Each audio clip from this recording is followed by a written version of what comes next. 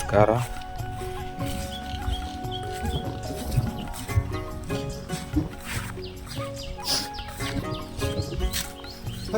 ಸಿಕ್ಕಾಪಟ್ಟೆ ಬಿಸಿಲಿದೆ.